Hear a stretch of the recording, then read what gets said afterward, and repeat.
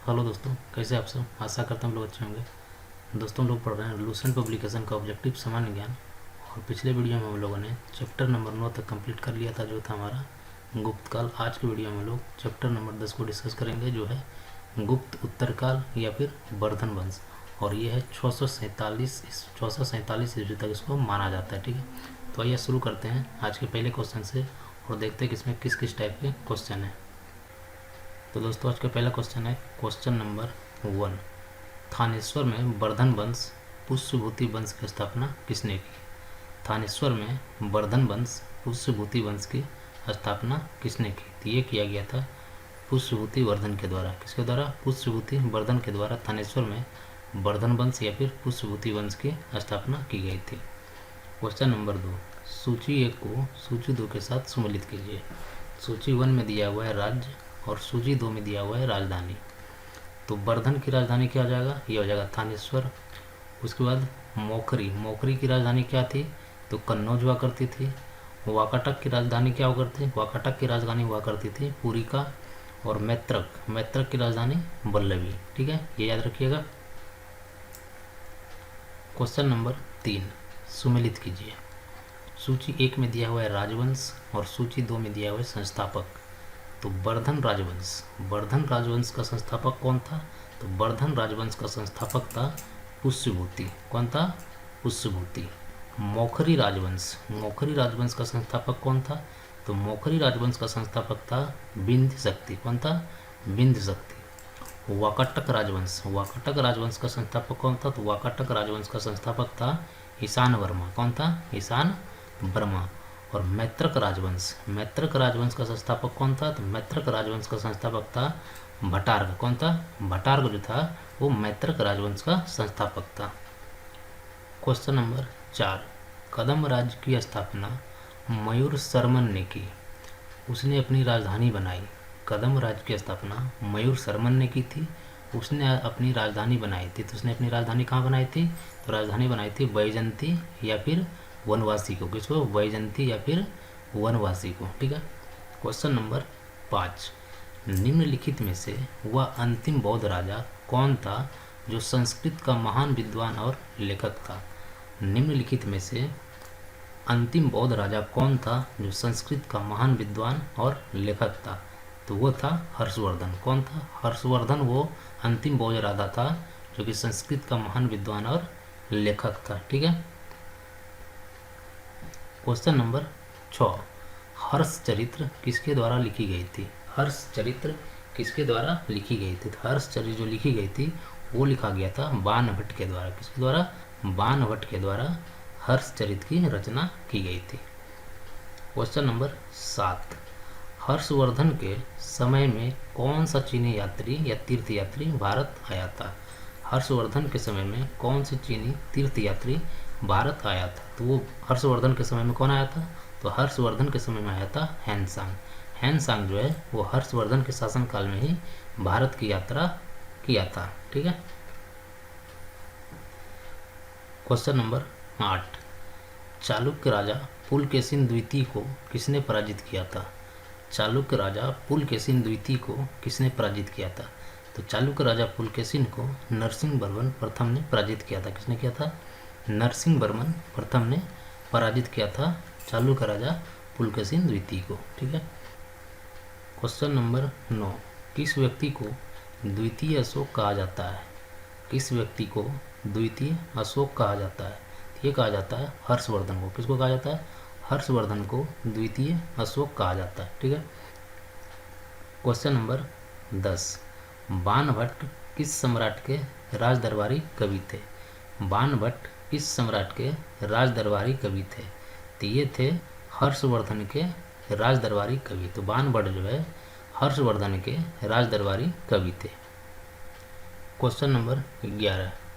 हर्ष एवं पुलकेशिन द्वितीय के मध्य हुए संघर्ष की जानकारी कहाँ से मिलती है? हर्ष और पुलकेशिन द्वितीय के मध्य हुए संघर्ष की जानकारी कहाँ से मिलती है? तो ये मिलती है ऐहोल अभिलेख। कहाँ से मिलती है?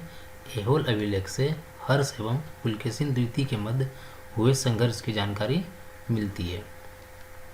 Question number 12।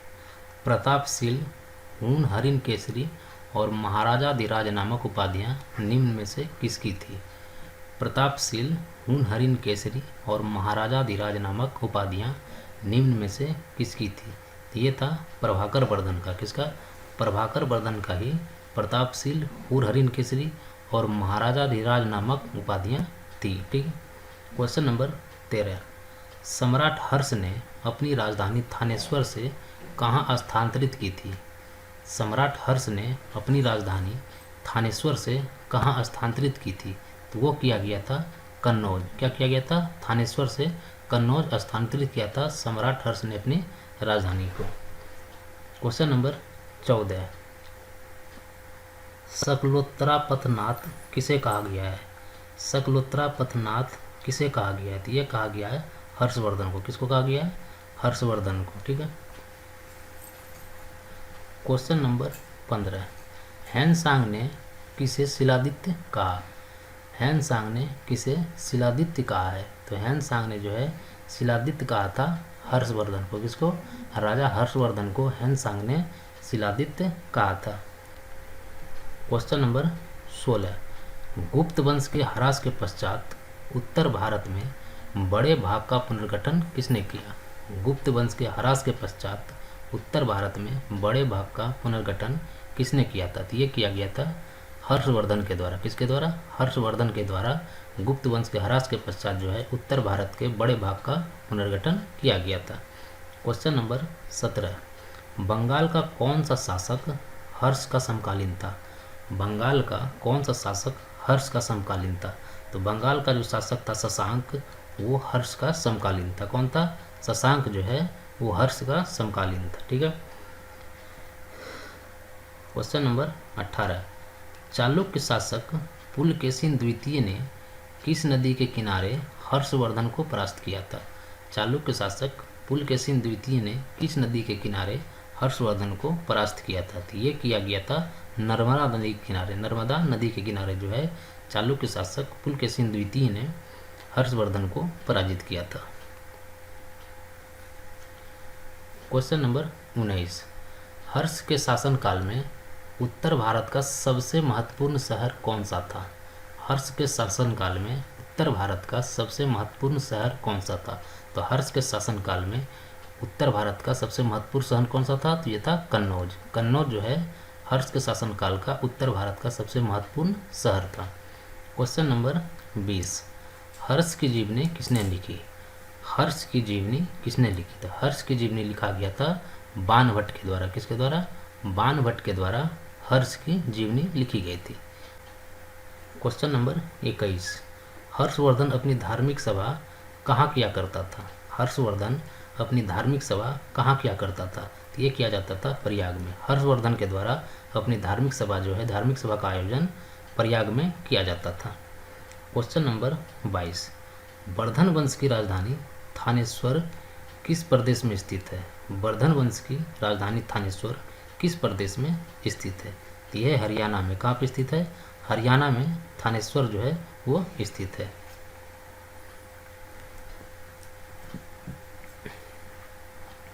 Question number 23, Harshvardhan की बहन राजश्री का विवाह किसके साथ हुआ था? हर्षवर्धन की बहन राजश्री का विवाह किसके साथ हुआ था? तो हर्षवर्धन की बहन राजश्री का विवाह जो हुआ था वो हुआ था मैखरी नरेश ग्रह वर्मा से। किससे? मैखरी नरेश ग्रह वर्मा से हर्षवर्धन की का जो बहन था राजश्री, उसका विवाह हुआ था। क्वेश्चन नंबर 24, हर्षवर्धन के अग्रज राज्यवर्धन द्वितीय की हत्या किसने की? हर्षवर्धन के अग्रज राज्यवर्धन द्वितीय की हत्या किसने की थी? ये किया था गौड़ नरेश शशांक ने। गौड़ नरेश शशांक जो कि बंगाल का शासक था, उन्होंने ही हर्षवर्धन के जो अग्रज हैं राज्यवर्धन द्वितीय की हत्या की थी। क्वेश्चन नंबर 25, हर्षवर्धन ने 606 ईस्वी में हर्ष संवत की स्थापना किस उपलक्ष्य में की थी? हर्षवर्धन ने 606 ईस्वी में हर्ष संवत की स्थापना किस उपलक्ष्य में की थी? ये किया गया था अपने राज्यरोहण के उपलक्ष्य में। अपने राज्यरोहण के उपलक्ष्य में ही हर्षवर्धन ने 606 ईस्वी में हर्ष संवत की स्थापना की थी। क्वेश्चन नंबर 26, कौन वर्धन वंश की राजधानी थानेश्वर से कन्नौज ले आया? कौन वर्धन वंश की राजधानी थानेश्वर से कन्नौज ले आया। ये लाया था हर्षवर्धन ने। किसने लाया था? हर्षवर्धन ने ही थानेश्वर से अपनी राजधानी कन्नौज ले आया था।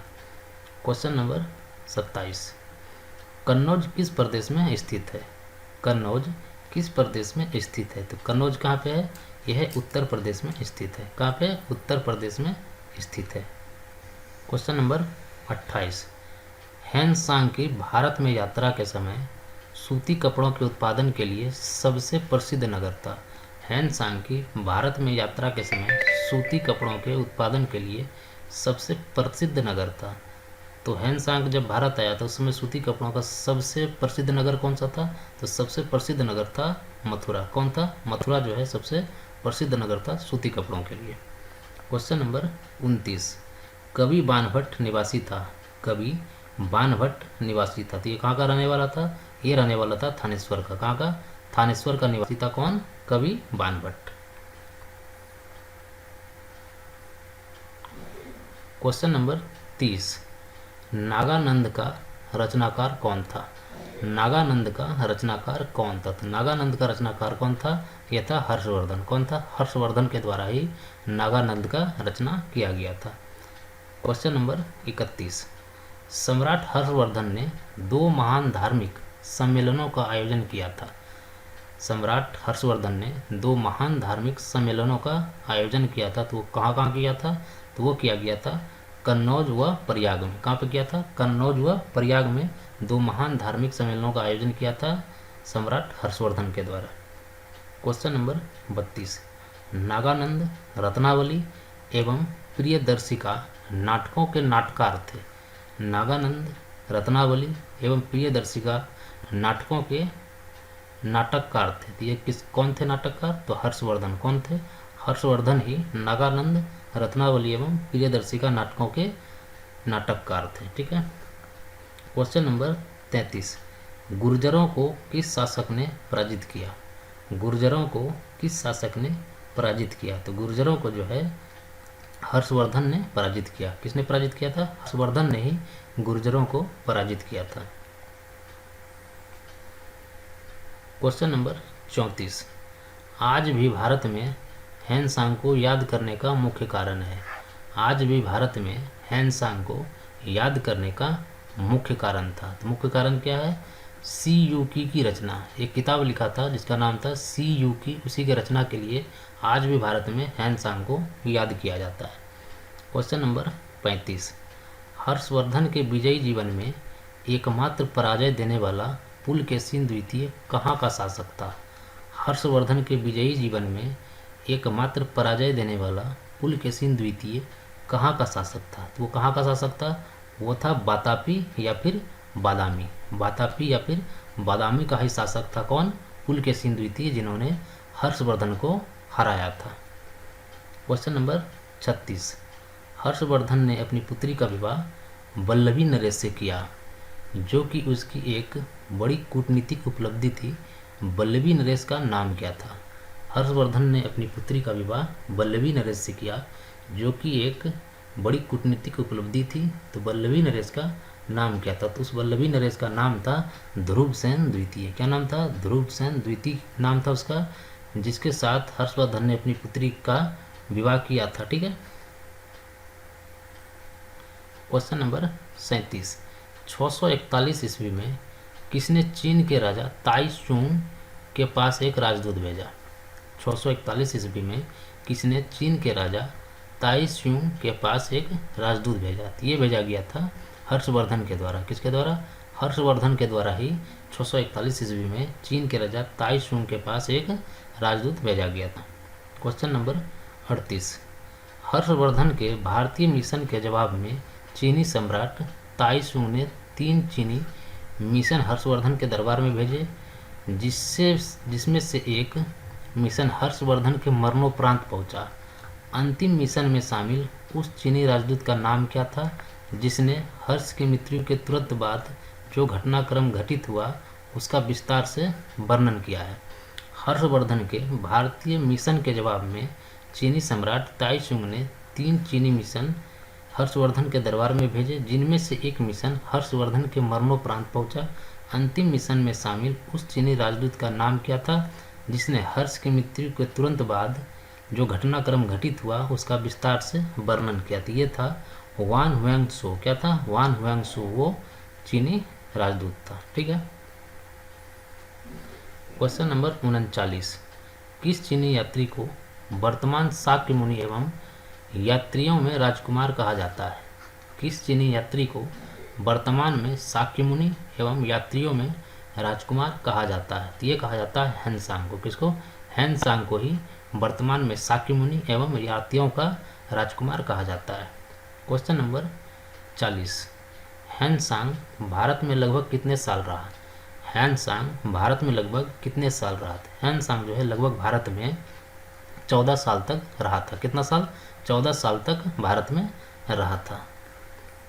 क्वेश्चन नंबर 41, हैनसांग के सम्मानार्थ एवं महायान धर्म के प्रचारार्थ हर्षवर्धन ने कहाँ महासभा का आयोजन 643 ईस्वी में करवाया?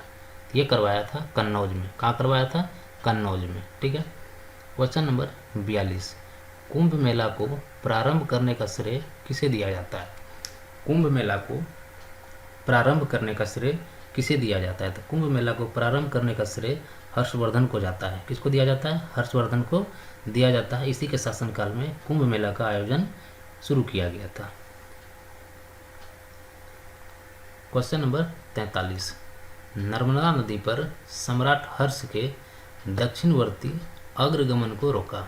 नर्मदा नदी पर सम्राट हर्ष के दक्षिणवर्ती अग्रगमन को रोका। तो ये किसने रोका था? ये रोका गया था पुलकेशिन द्वितीय के द्वारा। किसके द्वारा? पुलकेशिन द्वितीय के द्वारा। क्वेश्चन नंबर 44, निम्नलिखित में से किसने नालंदा विश्वविद्यालय को 100 ग्रामों की आय दान स्वरूप दिए? निम्नलिखित में से किसने नालंदा विश्वविद्यालय को 100 ग्रामों की आय दान स्वरूप दिए? तो ये दिया गया था हर्षवर्धन के द्वारा। किसके द्वारा दिया गया था? हर्षवर्धन के द्वारा ही नालंदा विश्वविद्यालय को 100 गांव की आय का दान स्वरूप दिया गया था। ठीक है। क्वेश्चन नंबर 46, निम्नलिखित में से कौन हर्षवर्धन के दरबार से संबंधित नहीं था? निम्नलिखित में से कौन हर्षवर्धन के दरबार से संबंधित नहीं था? तो कालिदास जो है हर्षवर्धन के दरबार से संबंधित नहीं है। क्वेश्चन नंबर 47, कथन 1। कथन 1 में दिया हुआ है कि हर्षवर्धन ने किसी नवीन शासन प्रणाली को जन्म नहीं दिया। हर्षवर्धन ने किसी नवीन शासन प्रणाली को जन्म नहीं दिया। कारण में दिया हुआ है कि हर्षवर्धन ने गुप्त शासन प्रणाली को कुछ संशोधनों के साथ अपनाया। हर्षवर्धन ने गुप्त शासन प्रणाली को कुछ संशोधनों से अपनाया। तो यहाँ पे क्या है? एक भी सही है और दो भी सही है। क्या हो जाएगा? ए और आर दोनों सही है तथा आर जो है ए की सही व्याख्या करता है। ठीक है। क्या हो जाएगा? ए तथा आर दोनों सही है तथा आर जो है ए की सही व्याख्या करता है। क्वेश्चन नंबर 48, कौन सही सुमेलित है? जो सही सुमेलित है उसको आपको चुनना है। तो दिया हुआ अवंती। अवंती के बारे में बोला है कि हर्षवर्धन का प्रधानमंत्री था।